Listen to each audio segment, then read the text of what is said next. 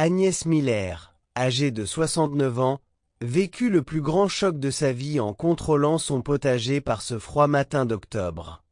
Au milieu de son champ de citrouilles, il y avait des cercles de pierres arrangés dans des formes géométriques parfaites, laissés de la nuit. 3 cercles séparés, chacun de taille différente, mais tous placés avec une précision mathématique. Plus étrange encore, au centre des cercles avaient fleuri des fleurs pourpres brillantes d'une variété qu'elle n'avait jamais vue. Ces fleurs n'auraient pas dû fleurir en cette saison. En fait, ces fleurs ne poussaient pas du tout dans le Montana. Agnès se gratta la tête et regarda autour d'elle. Son voisin le plus proche était à 45 miles. Qui aurait pu faire ces cercles? Le début du mystère. Agnès vivait dans l'une des régions les plus reculées du Montana, au pied des montagnes rocheuses. Exactement 11 ans s'étaient écoulés depuis la mort subite de son mari William d'une hémorragie cérébrale. Après ce jour, elle avait vendu leur ferme et acheté cette petite cabane pour vivre seule. Elle n'avait pas d'enfants, pas de proches parents non plus. Seulement elle et ses 2 chats, Orange et Mittens. Agnès avait complètement fui la vie urbaine et s'était créée une existence autonome. Elle cultivait des légumes, faisait des conserves, coupait du bois, se préparait pour l'hiver. Mais ces cercles de pierre avaient tout changé. Qui les avait faits? Et pourquoi? Quand Agnès examina les cercles de plus près, elle découvrit des détails plus étranges. Chaque pierre semblait venir d'un endroit différent. Certaines étaient des pierres de rivière, d'autres des pierres de montagne, et d'autres encore étaient des pierres brillantes ressemblant à du cristal qu'Agnès n'avait jamais vu. Rassembler ces pierres aurait dû prendre des heures. Mais elle n'avait entendu aucun bruit pendant la nuit. Mystère inachevé, Agnès passa toute la journée à étudier les cercles. Elle examina chaque pierre, prit des photos, mesura les dimensions. Le plus grand cercle faisait 12 pieds de diamètre. Le plus petit 4 pieds. Celui de taille moyenne exactement 8 pieds. Le soir venu, Agnès était épuisée. Pendant qu'elle préparait le dîner dans la cuisine, elle observait le jardin par la fenêtre. Les cercles de pierre étaient toujours là, scintillant mystérieusement au clair de lune. À 23h30, alors qu'Agnès se préparait à se coucher, d'étranges bruits commencèrent à venir de l'extérieur. Des coups lents et rythmés. Comme si quelqu'un frappait des pierres ensemble. Agnès courut à la fenêtre, le cœur battant. Dans le jardin, des silhouettes sombres bougeaient autour des cercles. Elle ne pouvait pas distinguer combien il y en avait, mais au moins 3, peut-être 4 créatures. Les bruits durèrent des minutes, puis s'arrêtèrent soudainement. Agnès ne put dormir jusqu'au matin, quand elle sortit dans le jardin à l'aube. Nouvelle preuve mystérieuse, les cercles de pierre avaient changé. Il y avait maintenant 5 cercles. Les 2 nouveaux ajoutés étaient plus petits que les anciens mais tout aussi parfaits. Et au centre de chaque cercle, des fleurs de couleurs différentes avaient fleuri. Agnès retint son souffle. C'était impossible. Les fleurs ne pouvaient pas fleurir en une nuit. Surtout en octobre, à des températures proches du gel. Mais il y avait quelque chose de plus surprenant encore. À la lisière du jardin, les tâches qu'Agnès reportait depuis des semaines étaient terminées. La clôture cassée était réparée, le mur de pierre effondré reconstruit, les branches sèches nettoyées. Qui avait fait cela? Et pourquoi en secret? En se promenant autour des cercles, Agnès vit de grandes empreintes dans la terre molle. Ces traces ressemblaient à celles d'un humain mais étaient beaucoup plus grandes. 17 à 18 pouces de long, larges, avec des orteils distincts. Connexion inexplicable ce jour-là. Agnès avait prévu d'aller en ville mais ne put se détacher des cercles. Elle observait constamment le jardin, notant chaque changement. Orange et Mittens se comportaient aussi étrangement. Normalement chasseurs, les chats ne quittaient plus Agnès. L'après-midi, Agnès découvrit un petit objet au centre de l'un des cercles. C'était une petite sculpture en bois soigneusement taillée. Elle ressemblait à une figure humaine mais était très stylisée. L'artisanat était incroyablement détaillé. Quand elle prit la sculpture, elle remarqua qu'elle était chaude. Comme si elle venait d'être terminée. Le soir venu, Agnès prit une décision courageuse. Elle montrait la garde cette nuit. Qui ou quoi que ce soit qui faisait cela, elle le verrait. Elle plaça sa chaise pour pouvoir voir le jardin depuis la fenêtre de la cuisine. Sa lampe de poche à la main, son thermos à côté d'elle, elle attendrait jusqu'au matin. Effet Egarnik. Information critique inachevée à 1h15. Des bruits commencèrent à venir de la lisière de la forêt. Des pas lourds, le bruit de branches qui se cassent, des grognements doux. Agnès n'osait plus respirer. D'abord, une silhouette sortit de la forêt. Elle était très grande, peut-être 8 pieds de haut. Une deuxième la suivit, puis une troisième. Au total, 4 créatures s'approchèrent du jardin. Agnès n'osa pas allumer sa lampe de poche. Elle essaya de distinguer leur forme au clair de lune. Elles ressemblaient à des humains mais étaient beaucoup plus robustes. Couvertes d'une fourrure épaisse, avec de longs bras, mais marchant debout.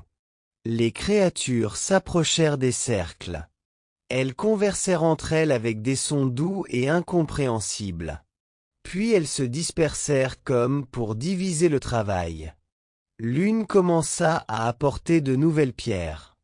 Une autre arrangea les cercles existants. La troisième semblait planter des graines de fleurs. La quatrième marchait lentement autour des cercles, comme pour accomplir un rituel. Elles travaillèrent pendant 2 heures.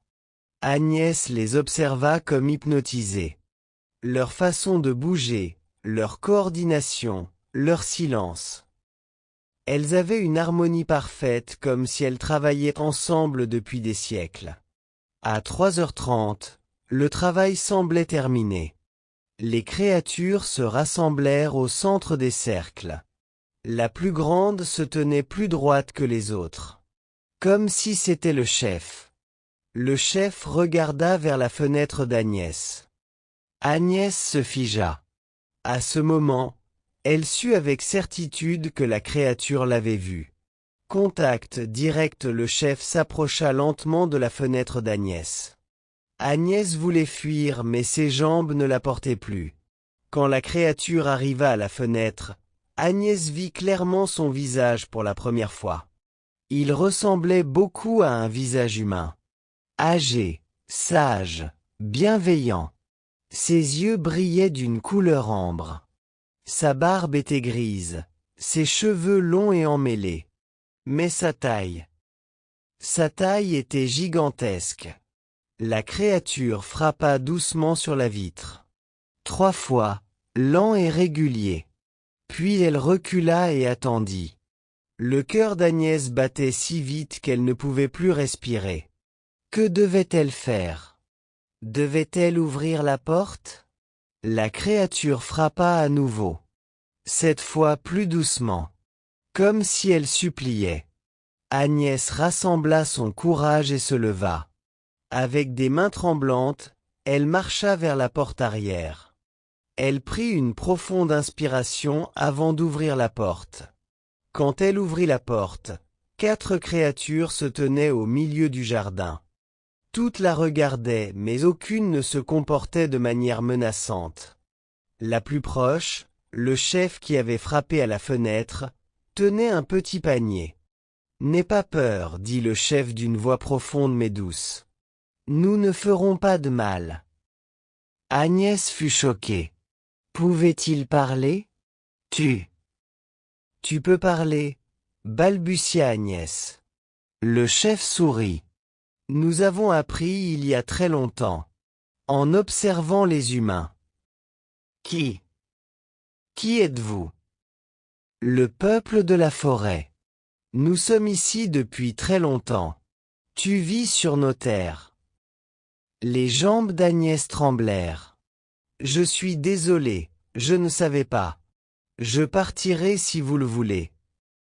Le chef secoua la tête. Non. Tu es une bonne humaine.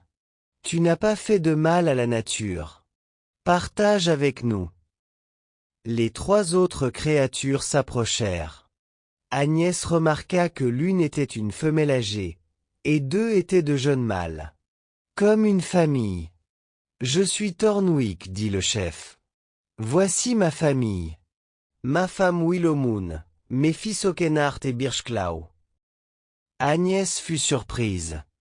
Je suis Agnès. Agnès Miller. Agnès, répéta Thornwick, prononçant le nom avec soin. Joli nom. Willowmoon s'avança et tendit le panier à Agnès. Il contenait divers fruits, noix et plantes qu'Agnès ne reconnaissait pas. Cadeau, dit Willowmoon d'une voix plus fine. Pour l'amitié. Après cette nuit, la vie d'Agnès changea complètement. Chaque soir, la famille Thornwick venait passer du temps ensemble dans le jardin. Agnès leur racontait des histoires du monde humain, et eux lui enseignaient les secrets de la forêt. Thornwick raconta que sa famille vivait dans cette région depuis des centaines d'années. Ils avaient vécu en paix avec les humains autrefois, mais ensuite la chasse avait commencé. C'est pourquoi ils avaient dû se cacher. Notre espèce diminue, dit Thornwick un soir. Il en reste très peu. Dans cette vallée, il n'y a que notre famille. Le cœur d'Agnès se serra. Il n'y en a pas ailleurs. Il y en a mais très loin. Au Canada, en Alaska. Mais aller là-bas est très difficile. Agnès voulait les aider mais comment? Pendant l'hiver, ils se rencontrèrent souvent. Agnès leur préparait des repas chauds, et eux lui coupaient du bois et réparaient la maison. Agnès n'avait jamais eu de tels amis dans sa vie. Oakenhart et Birchclaw montrèrent à Agnès les endroits secrets de la forêt. Des grottes cachées, des rivières souterraines, des gisements de pierres cristallines. Agnès n'avait jamais vu de telle beauté. Willowmoon enseigna à Agnès les plantes médicinales. Quelles herbes étaient bonnes pourquoi, comment elles devaient être préparées. Agnès nota soigneusement ces informations. Quand le printemps arriva, le lien entre Agnès et la famille Thornwick s'était encore renforcé. Ils étaient maintenant comme de vrais amis. Agnès avait appris quelques mots de leur langue. Eux aussi avaient appris plus d'anglais d'Agnès. Un soir, Thornwick révéla un grand secret à Agnès. « Agnès, pouvons-nous te montrer quelque chose? C'est très secret. » Agnès accepta avec curiosité. Thornwick l'emmena dans la forêt. Après avoir marché des kilomètres ainsi, ils arrivèrent à l'entrée d'une grande grotte. L'intérieur de la grotte était beaucoup plus grand qu'Agnès ne pouvait l'imaginer. Les murs étaient couverts de cristaux. Les eaux souterraines produisaient une musique légère. « C'est notre lieu sacré, dit Thornwick. L'esprit de nos ancêtres est ici. » Dans les profondeurs de la grotte, il y avait des peintures vieilles de milliers d'années sur les murs de pierre. Agnès vit dans ces peintures des époques où les humains et les Bigfoot vivaient ensemble. « Autrefois amitié, dit Willowmoon. Peut-être encore possible. » Les yeux d'Agnès se remplirent de larmes. « J'espère que ce sera le cas. » Tout l'été, tout se passait parfaitement. L'amitié entre Agnès et la famille Thornwick se renforçait. Agnès connaissait maintenant beaucoup de mots de leur langue et pouvait former des phrases simples. Eux aussi apprenaient d'Agnès sur la technologie, la vie urbaine, le monde moderne. Mais à la fin août, tout changea. Quand Agnès alla faire ses courses en ville, elle entendit d'étranges conversations dans le café. Deux hommes parlaient de traces étranges trouvées dans la forêt. L'un était un chasseur, l'autre un homme mystérieux venu de la ville. Ces empreintes ne sont pas normales, disait le chasseur. 18 pouces de long, comme un pied humain mais beaucoup trop grand. L'homme de la ville écoutait, les yeux brillants. Exactement où avez-vous trouvé ces traces? Le sang d'Agnès se glaça. Il décrivait les coordonnées près de la maison d'Agnès. Elle rentra précipitamment et parla à Thornwick le soir même. Thornwick, il y a du danger. Les humains ont trouvé vos traces. Le visage de Thornwick s'assombrit. Nous savions que ce jour viendrait. Mais nous ne pensions pas qu'il viendrait si tôt. Que ferez-vous? Nous devons partir. Loin. Peut-être pour toujours. Le cœur d'Agnès se serra. Ne reviendrez-vous jamais? Nous ne savons pas. C'est trop dangereux ici maintenant. Cette nuit-là, la famille Thornwick rendit visite à Agnès pour la dernière fois.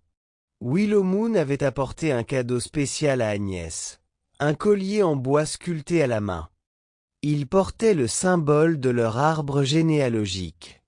Ce collier fait de toi un membre de notre famille, dit Willow Moon. Nous resterons toujours connectés.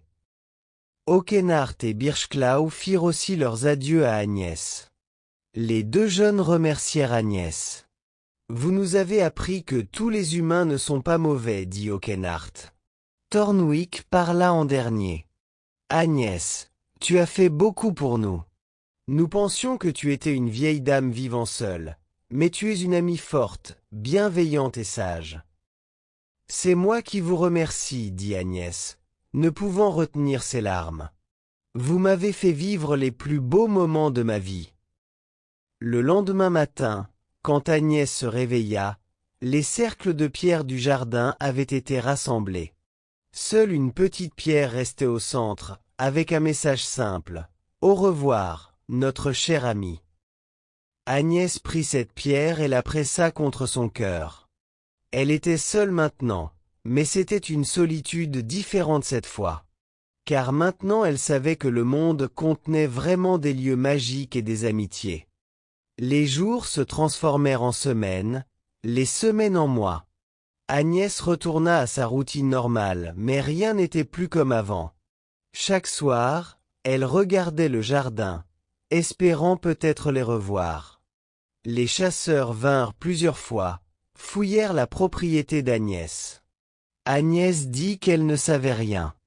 L'homme de la ville vint aussi, posa des questions, mais Agnès lui donna les mêmes réponses. Quand l'hiver arriva, ses espoirs s'étaient épuisés. La famille Thornwick était vraiment partie. Mais un jour, au début mars, alors qu'Agnès travaillait dans le jardin, elle entendit une voix familière. « Agnès !» Levant la tête, elle vit Birchclaw à la lisière de la forêt. Le jeune Bigfoot lui faisait signe. Agnès courut vers lui. « Birchclaw, êtes-vous revenu ?» « Non, dit Birchclaw tristement. Je suis venu seul. J'apporte des nouvelles. » « Quelles nouvelles ?»« Papa, maman et grand frère sont en sécurité. Dans un endroit très éloigné, dans les forêts du Canada. Ils ont rejoint d'autres familles là-bas. » Agnès fut soulagée. « Comme je suis heureuse. »« Mais je suis revenu, dit Birchclaw. C'est ma maison. Et tu es seul ici. Peut-être. Peut-être pouvons-nous vivre ensemble. » Les yeux d'Agnès se remplirent de larmes. « Bien sûr, Birchclaw. Tu seras toujours le bienvenu ici. » À partir de ce jour, l'amitié entre Agnès et Birchclaw commença. Le jeune Bigfoot aidait Agnès, et Agnès continuait à lui enseigner. Birchclaw apportait des lettres de sa famille. Des messages écrits avec des symboles gravés sur des plaques de pierre. Agnès apprit à les lire. « Thornwick dit qu'il vous manque beaucoup, dit Birchclaw un jour. Et Willow Moon vous envoie de nouvelles recettes de plantes médicinales. » Agnès sourit. Il me manque beaucoup aussi. Les années passèrent. Agnès vieillit mais Birchklau resta toujours à ses côtés. Quand Agnès atteignit 75, 80, 85 ans, Birchklau continua à prendre soin d'elle. Quand la santé d'Agnès commença à décliner, Birchklau envoya des nouvelles à sa famille. Thornwick, Willowmoon et Oakenhart vinrent voir Agnès une dernière fois. « Notre ami, dit Thornwick, tenant la main d'Agnès.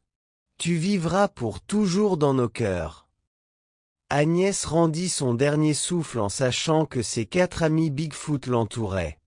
Elle n'était pas seule.